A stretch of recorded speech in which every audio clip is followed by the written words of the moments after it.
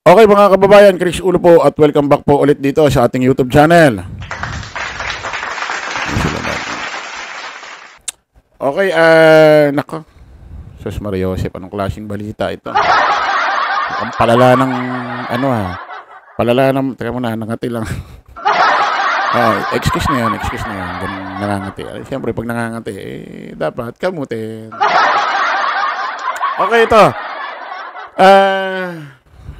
Ang tawag dito sa English na to. Dito, pag in English, it's getting worse, no? Habang papalapit ho, ang 30 ho ng Hulyo para masimulan ho ang impeachment trial nitong si, ano ba pangalan itong babaeng to? Nangangarap maging presidente ng impyerno? Si, BP Inday Sara Duterte. Palakpakan natin! Kita nyo naman kung paano mag-introduction si Chris Ulo, ha? It's getting worse, mga kababayan.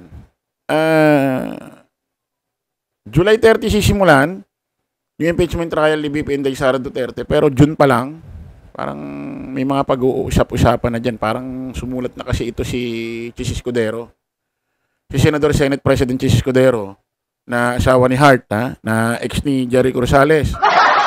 Sumulat na ho sa Congress, sa House of Representatives, dito mismo kay Speaker Martin Romualdez.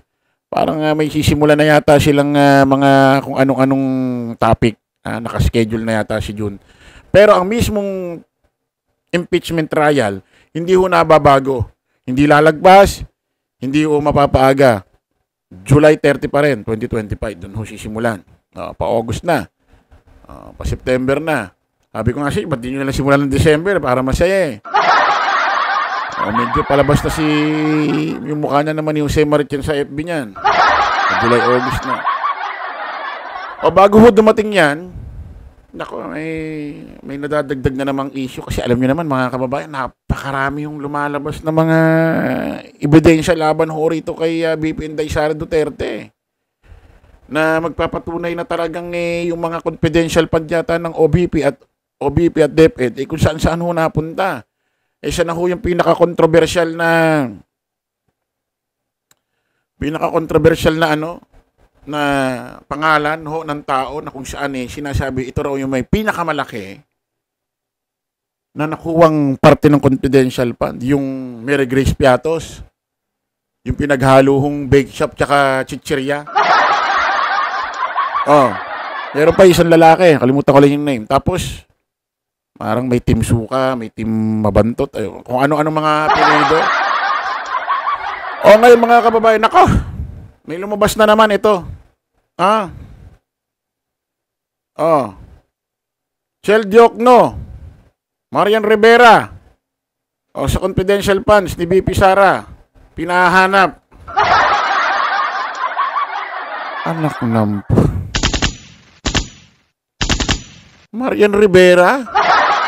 Ano pangalan ng artista yan? Huwag na tayong mag-anuhan dito, huwag na tayong magplastikan. Pag bilanggit yung Marian Rivera, sino pa ba maaalala ninyo? Sino pa ba maaalala nyo rito? Di walang iba kundi si Marian Rivera ang artista, yung taga-GMA. Pero hindi natin sinasabing siya yan. Pero pag sinabing Marian Rivera, sino ba maaalala nyo? Di ba asawa ni Ding Dong? Basahin nga natin to. Yung report na ito. Grabe naman to. Iginit na House Assistant Majority Leader at Lanao del Sur Representative Zia Alonto Adyong ang kahalagahan na mahanap sina Marian Rivera at Chel Diokno na tumanggap ng confidential fund mula sa tanggapan ni Vice President Sara Duterte. Basahin doon natin sa comment section report. Hintayin natin, ha? Basahin natin. Chel Diokno, Marian Rivera sa confidential fund ni BP Sara pinahanap. Iginit na House Assistant Majority Leader at Lanao del Sur Representative Zia Alonso Adyong ang kahalagahan na mahanap sina Marian Rivera at Chel Diokno na tumanggap ng confidential fund mula sa tanggapan ni Vice President Sara Duterte. Isang panayam sa radyo ang sinabi ni Adyong na makakatulong ang Philippine Statistic Authority or PSA at National Bureau of Investigation or NBI upang matukoy kung totoong individual ang tumanggap ng confidential fund na nakasulat sa acknowledgement receipt na isinumite ng Office of the Vice President. Doon mismo galing ito. Sa Commission on Audit or COA upang patunayan ang naging paggamit ng pondo. Kasi nga, libo ito, 1,000 plus yata ito. Tapos 400 mahigit, walang mga ganong pangalan. Sabi, yun daw mga nakatanggap. Ayon sa PSA, walang mga ganong pangalan, walang mga nag-e-exist na ganong pangalan, walang tao. Walang taong ganon sa buong mundo, buong kalawakan. Pati yung Mary Grace Piatos. Wala raw ganon eh. Saan ba tayo? Ito. Sinabi ni Adyong na marami acknowledgement receipt na isinumite ang OBP, Department of Education or DepEd, ang hindi na isama sa investigasyon ng House Committee on Good Governance and Public Accountability. Mahaba itong na ito. So, iimbestigahan ho. Kung sino yan? Kung sino yung Marian Rivera? Marian Rivera? Pangalan pa ng artist. Pangalan pa ng artista yan Tapos ito pa mga kababayan. Ewan ko baka hindi kayo meron hong niluluto.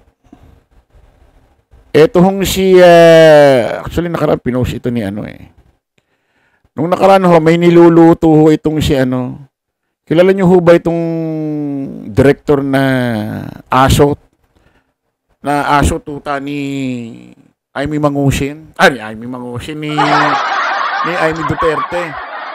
Amy Duterte ni Amy Marcos. Ito hong tuta aso ni Amy Marcos tsaka ni BP Inday Sara Duterte. Si director pangalan nito. Kalimutan ko yung pangalan eh. Hindi naman kasi masyadong kilalang ito. Yung gumanap, yung nag-direct ho ng The Rapist of Pepsi Paloma. Na gumawa pa ng teaser, in-upload niya pa na sino ang nag-rape kay kay sayo, Pepsi? Si Vic Soto ba? Oo. Hayop ang puto. Sira ulo to. Ay, kinasuhan ho yan ni Bossing Vic. Actually, nakaraan, na ho yan eh. Nababaan ng warat, nagpihan siya. Hanggang ngayon ho, yung pelikulang yan, wala na. Nabaon na sa limot.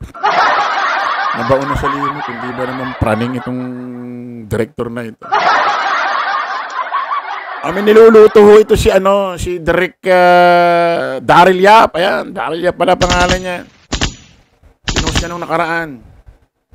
Meron yata siyang gagawing teleserye. Teleserye o pelikula ito. Ano yata ito?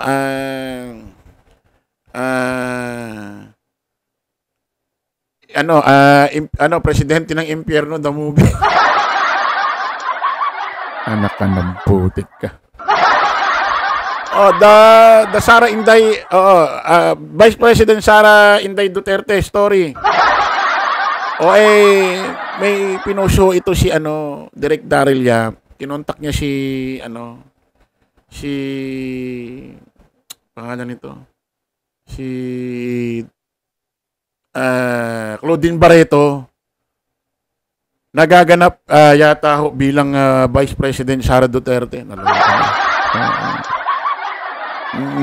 Ayan ho.